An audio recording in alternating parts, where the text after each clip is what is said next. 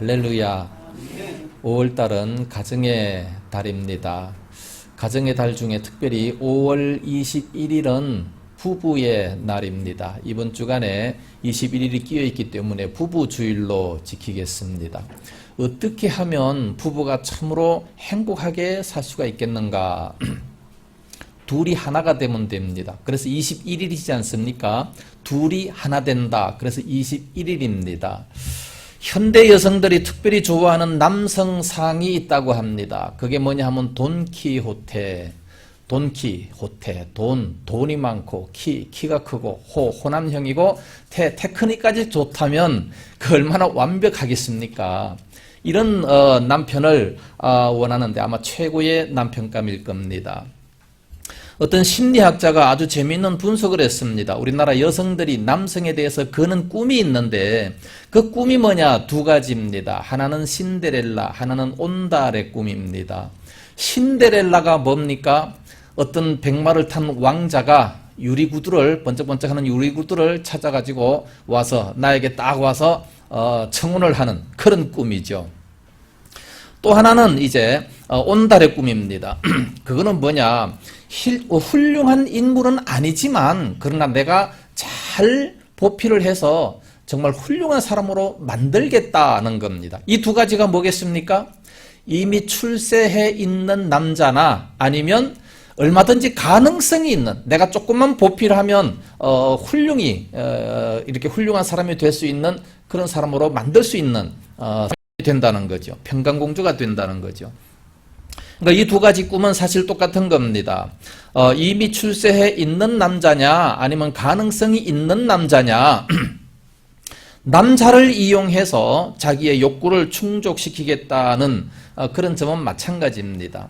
그러면 우리나라 남성들은 여성들에 대해서 어떤 꿈을 가지고 있겠습니까? 그 역시 두 가지입니다. 심리학자에 의하면 하나는 미스코리아고 하나는 복부인입니다. 무조건 예쁘면 좋다는 거예요. 무조건 예쁘면 다 용서가 됩니다. 아무리 잘못했어도 다 용서되는 것은 예쁘기 때문에. 그래서 예쁘든지 아니면 돈을 많이 번다든지 둘 중에 한 가지를 가지는 것이 남자들의 꿈이라고 합니다. 뭐 꿈인들 누가 못 꾸겠습니까? 세금 붙는 거 아니니까 얼마든지 꾸십시오. 그러나 이런 꿈은 가정의 행복을 위해서는 빨리 깨버려야 돼요. 없애야 됩니다. 그런 사람이 없잖아요. 그런 사람이 있으면 벌써 옛날에 다른 사람들이 다 채가고 없어요. 내가 가질 기회가 없어요. 이미 다 가져갔기 때문에 내가 가질 기회는 없다는 겁니다. 하나님께서 오늘날 우리들에게 부부로 짝지어 주셨는데 부부로 짝지어 주신 그 이유가 뭐겠습니까? 창조시 때부터 아담을 만드시고 하와를 만드신 목적이 뭡니까? 돕는 배필이 되라고 그래서 만들어 주셨습니다.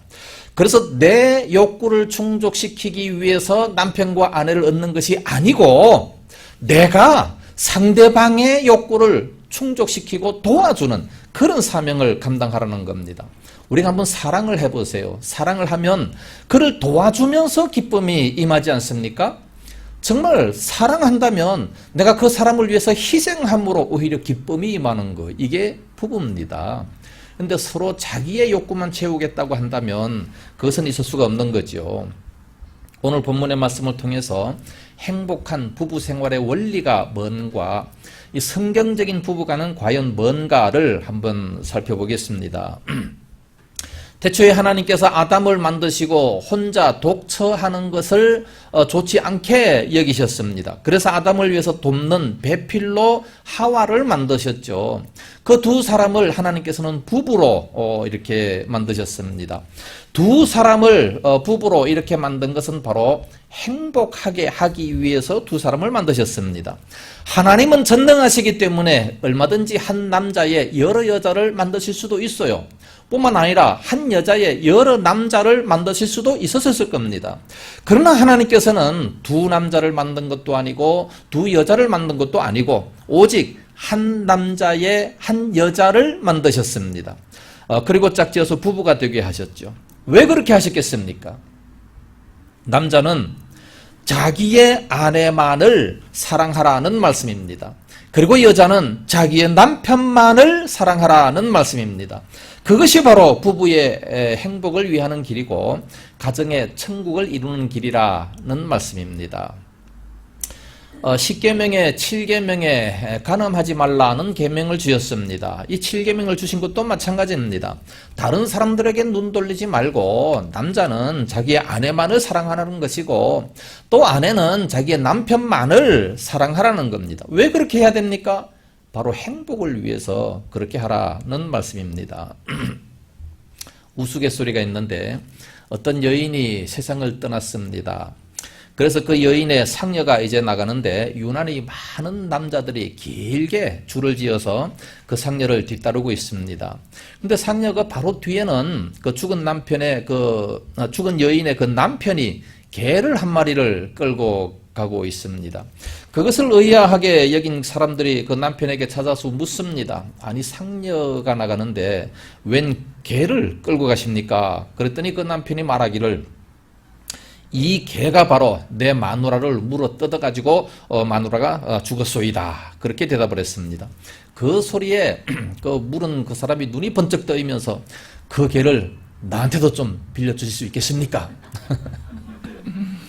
그러자 남편이 대답합니다. 그러면 내 뒤에 줄 제일 끝에 가서 순서를 기다리시오. 그 많은 남자들이 다 그 개를 빌려달라고 지금 이렇게 쫓아오고 있다는 얘기입니다. 물론 우스갯소리지만 참 너무 씁쓸한 그런 얘기 아니겠습니까? 성경의 가르침과는 너무나도 다른 그런 말씀입니다. 오늘 본문에서 보면 결혼식장에서 많이 사용하는 그런 내용인데 25절 말씀 보면 에베소서 5장 25절 남편들아 아내 사랑하기를 그리스도께서 교회를 사랑하시고 그 교회를 위하여 자신을 주심같이 하라 말씀하셨고 28절에는 이와 같이 남편들도 자기 아내 사랑하기를 자기 자신과 같이 할지니 자기 아내를 사랑하는 자는 자기를 사랑하는 것이라 33절에는 그러나 너희도 각각 자기 아내 사랑하기를 자신같이 하고 아내도 자기 남편을 존경하라 말씀했습니다. 5월은 가정의 달입니다. 가정이 행복하기 위해서는 부부가 화목해야 됩니다. 부부가 화목하기 위해서는 성경적인 부부관을 가져야 됩니다. 그럼 성경적인 부부관은 뭐냐? 오늘 본문을 통해서 자세하게 살펴봅니다. 첫째로 아내는 남편에게 복종해야 됩니다.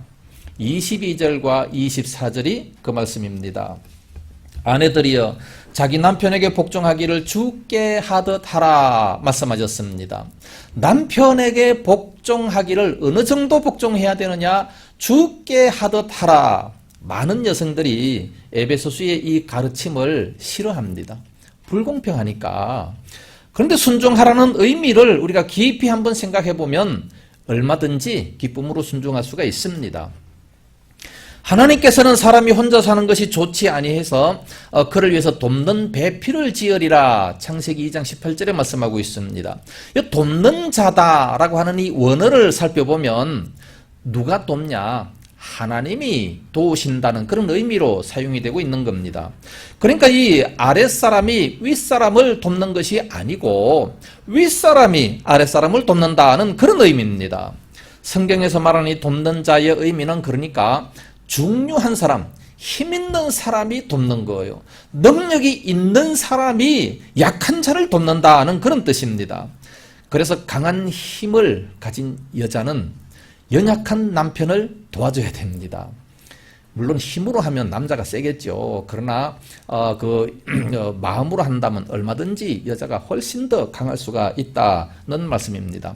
이것은 마치 하나님께서 인간을 도와주신 것처럼 여성은 남성을 도와주어야 된다는 말씀입니다. 남자는 날 때부터 여자에게서 낳고 남자는 못 낳죠. 아무리 노력하고 힘써도 못 낳죠. 날 때부터 여자에게서 낳고 자랄 때도 여자인 어머니의 젖을 먹고 자랐습니다. 가장 약할 때도 여성 어머니의 보호를 받을 때 그때 참 안정을 누리게 됩니다. 부인이 남편을 멸시하는 태도를 만약에 갖게 된다면 오히려 남자는 열등감이 강한 그런 사람이기 때문에 더 위축이 됩니다. 그것을 감추기 위해서 더 화를 내게 됩니다. 그러나 여자들의 그 부드럽고 겸손하면 남자들이 힘이 생기고 자신감을 가지고 살게 되는데 이것은 오히려 여성에게 더 이익이 된다는 말씀입니다. 그래서 남편은 아내를 사랑하는 마음을 가져야 되고 아내들은 남편을 존경하고 순종해야 됩니다. 이것이 바로 주님께서 가르쳐 주신 행복한 가정의 원리가 될 수 있다는 말씀입니다. 수학 공식을 모르고 이 수학 문제를 풀려고 하면 도무지 풀 수가 없어요. 그러나 이와 같이 공식을 잘 알면 쉽게 풀리는 것처럼 결혼의 원리를 모르고서는 이 바른 가정, 행복한 가정이 될 수 없다는 말씀입니다. 그래서 아내는 남편이 잘하든지 못하든지를 막론하고 복종을 해야 됩니다. 그래서 오직 아내는 자기 남편에게만 복종해야 됩니다. 다른 남편, 남의 남편에게 복종해서는 안 되겠죠.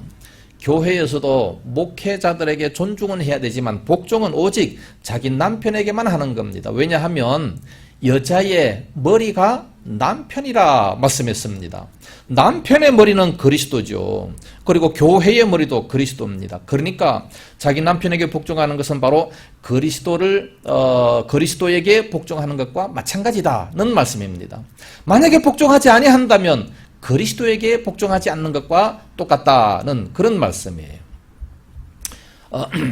그렇기 때문에 아내들은 남편에게 복종을 해야 되는 겁니다. 왜? 성경이 그렇게 말씀하고 있으니까. 근데 요즘에는 아내들의 목소리가 훨씬 더 커졌습니다. 남편들이 오히려 아내의 말을 듣고 있습니다. 성남 예비군 훈련장에서 결혼한 사람들에게 중대장이 설문조사를 하지 않았습니까? 자기 혼자 일을 결정하지 않고 아내 말을 잘 듣는 그런 사람들은 다 오른쪽으로 서십시오. 그랬더니 350명 되는 사람들이 다 오른쪽으로 서고 단 한 사람만 왼쪽에 서 있다는 겁니다. 그래서 중대장이 깜짝 놀래가지고 아니 어떻게 아내를 휘어잡았습니까? 왼쪽에 그렇게 당당하게 혼자 있는 모습이 참으로 부럽습니다. 그랬더니 하는 얘기가 제 아내가 사람이 많은 데는 가지 말라고 했어요. 그러니까 아내 말을 듣는다는 얘기죠. 이런 시대가 됐습니다. 그렇지만 그래도 불구하고 성경은 아내들은 자기 남편에게 복종할지니라 22절 23절에 아내들이여 자기 남편에게 복종하기를 주께 하듯 하라. 이는 남편이 아내의 머리됨이 그리스도께서 교회의 머리됨과 같음이니 그가 바로 몸의 구주시니라 그랬습니다. 이것은 지위가 낮아서 복종하라는 것이 결코 아니라는 말씀입니다. 즉 죄를 대신해서 십자가를 지신 그리스도와 같이 복종하라는 말씀입니다. 아내의 머리됨이 그리스도께서 교회의 머리됨과 같음이니 그리스도께서 어떻게 해서 교회의 머리가 됐습니까? 그리스도께서는 이 교회의 모든 죄를 용서하시기 위해서 십자가에서 목숨을 버리고 죽으셨다는 말씀입니다. 그와 같이 그렇게 죽어주셨기 때문에 그러므로 이제 교회는 복종을 하게 된다는 말씀입니다. 근데 그리스도가 하나님보다 지위가 낮아서 복종했습니까? 아니요. 성삼위 하나님은 삼위일체입니다. 똑같아요. 그렇지만 하나님께서 우리에게 구원을 주시기 위해서 하나님의 뜻을 이루기 위해서 질서를 위해서 그래서 복종하신 겁니다. 마찬가지로 아내가 남편보다 못해서 순복하라는 것은 결코 아니고 이 전체적인 그 가정의 하나님의 섭리와 그 가정의 질서와 그 가정의 평안을 위해서 그래서 순복하라는 말씀입니다. 그리고 또 한 가지는 남편에게 복종하라는 말씀은 여자를 창조하실 때 이 돕는 배필로 만드셨기 때문에 그렇습니다. 그 역시 이 돕는다라고 하는 것은 지위가 낮아서 돕는 것이 아니라는 말씀이에요. 남편 혼자서는 너무나도 연약하기 때문에 그래서 도와줘야 그래야 제대로 남자는 설 수 있다는 말씀입니다. 남자는 돕는 배필이 없으면 제대로 설 수 없는 그런 존재가 바로 남자들입니다. 그래서 하나님께서는 남자 혼자 살기가 너무 힘드니까 돕는 배필, 즉 말해서 돕는 천사를 하나님께서 보내주셨는데 그 천사가 바로 아내입니다. 모든 천사들은 인간을 섬기라고 이 땅에 보내셨습니다. 히브리 1장 14절 말씀이죠. 모든 천사들은 섬기는 영으로서 구원받은 택함받은 백성들을 섬기라고 보내심이 아니냐 말씀을 하셨습니다. 그러므로 남편이 아내를 보고 아내는 하나님이 보낸 천사구나 라고 생각한다면 절대로 괴롭힐 수가 없는 거죠. 오히려 고맙고 감사하게 생각이 됩니다. 아내 역시 마찬가지입니다. 자기 가정을 위해서 하나님께서 나를 보내셨다. 천사로 보내셨다. 그러니까 천사처럼 섬기고 돕는 그런 행동을 해야 된다는 말씀입니다. 그러므로 아내들의 매력이 어디에 있습니까?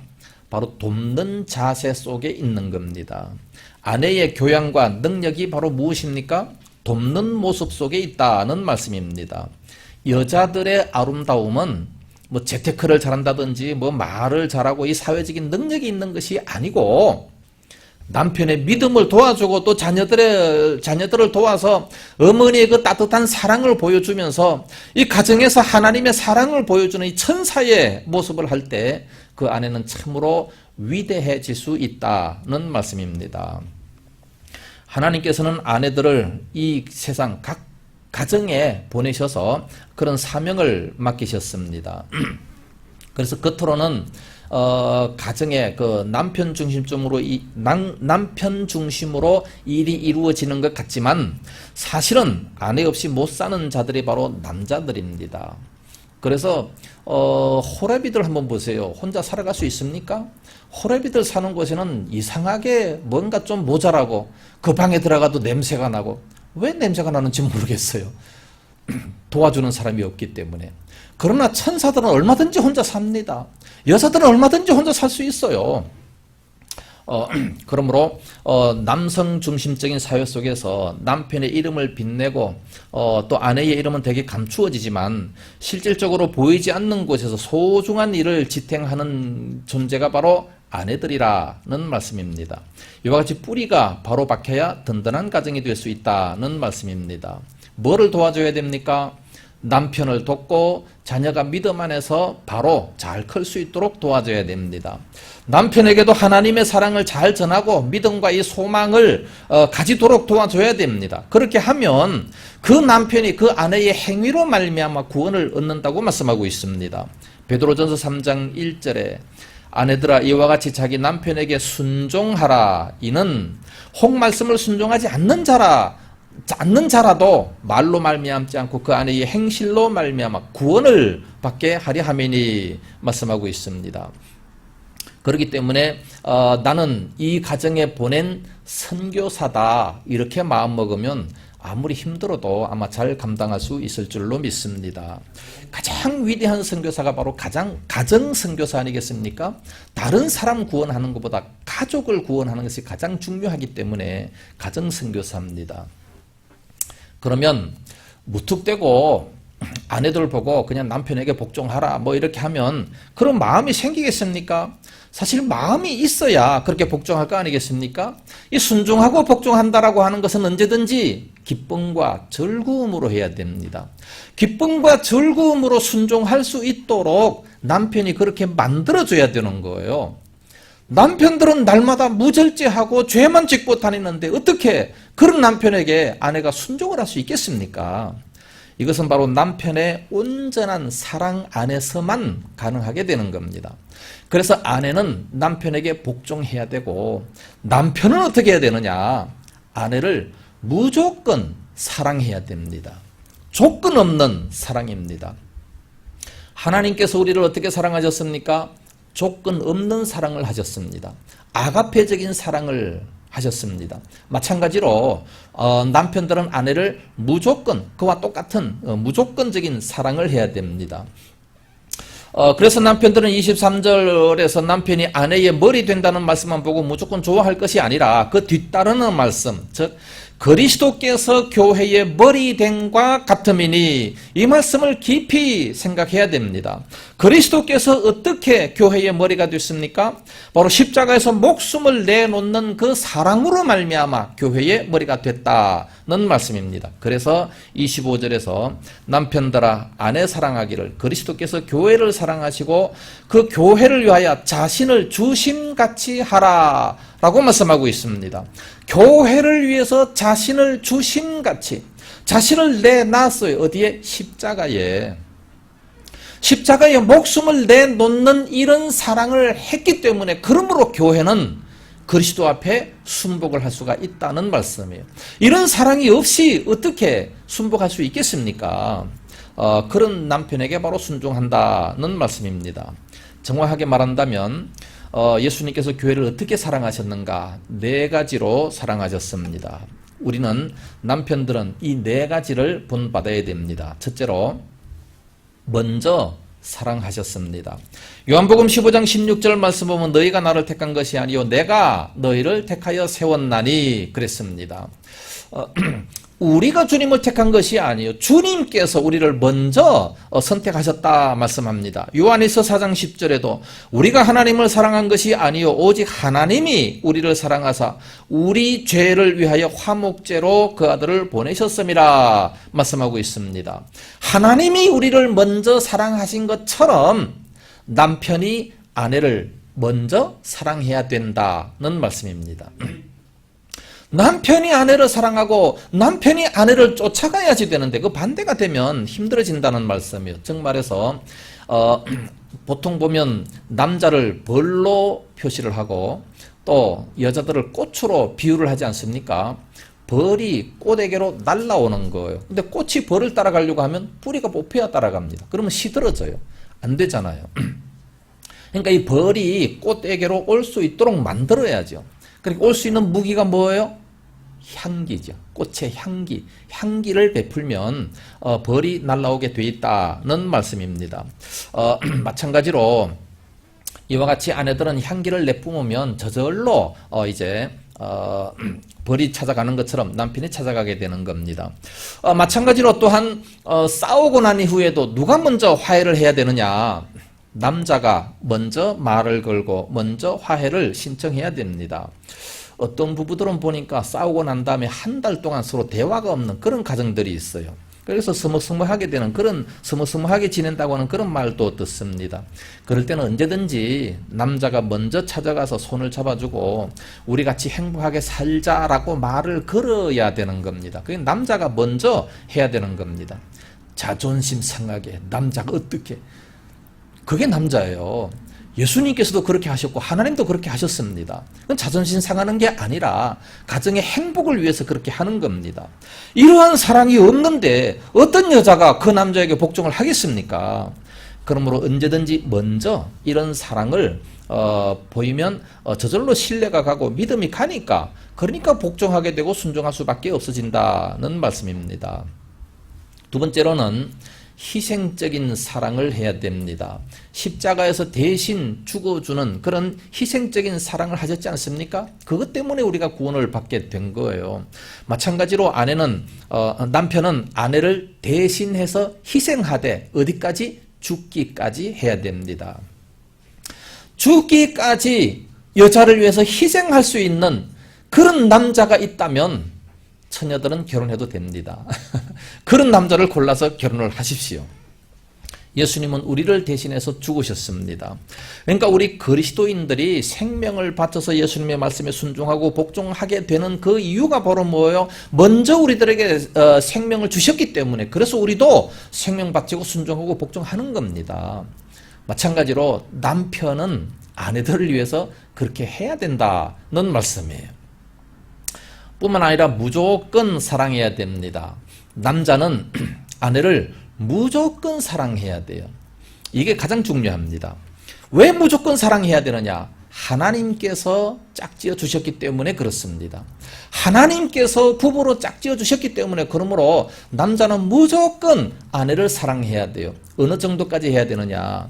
로마서 5장 8절에 우리가 아직 죄인 되었을 때에 그리스도께서 우리를 위하여 죽으심으로 하나님께서 우리에게 대한 자기의 사랑을 확 확정하셨느니라 말씀하셨습니다. 우리가 아직 죄인 되었을 때에 그때에 독생자를 주셨다고 말씀하고 있습니다. 그때에 죄인 되었음에도 불구하고 독생자를 주셔서 우리로 하여금 구원을 받을 수 있도록, 그래서 하나님의 사랑을 확정했다라고 말씀하고 있습니다. 우리가 언제 어느 때에 사랑하셨습니까? 죄인 되었을 때. 그러니까 뭔가를 잘했기 때문에 사랑받을 만한 자격이 있어서 사랑받는 것이 결코 아니다는 말씀이에요. 하나님께서 짝지어 주셨다면 아무런 어떠한 잘못을 저질렀다 할지라도 사랑하고 살아야 됩니다. 결혼했다면. 예. 이것은 호세아와 고멜을 통해서 너무나도 자세하게 보여주고 있습니다. 이 고멜보다 더 큰 죄가 사실 어디 있습니까?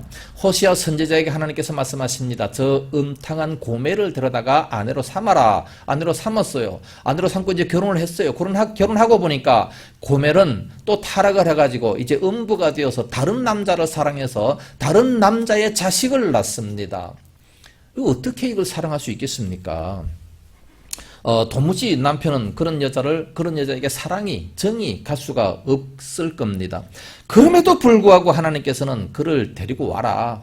데리고 오려고 하니까 또 안 놔주잖아요. 그 엉뚱한 사람이 안 놔주게 됩니다. 데리고 가려면은 돈 500만 원 내놔. 500만 원이 또 갑자기 어디 있습니까? 할 수 없이 또 그냥 대출해가지고 농협에 가서 대출해가지고 그래서 500만 원 가지고 자기 아는데도 불구하고 자기가 또 사가지고 와요. 그리고 또 다시 사랑을 합니다. 이 호세의 마음이 얼마나 아프겠습니까? 그게 바로 하나님이라는 거죠. 남편들은 바로 그렇게 사랑하라는 말씀입니다.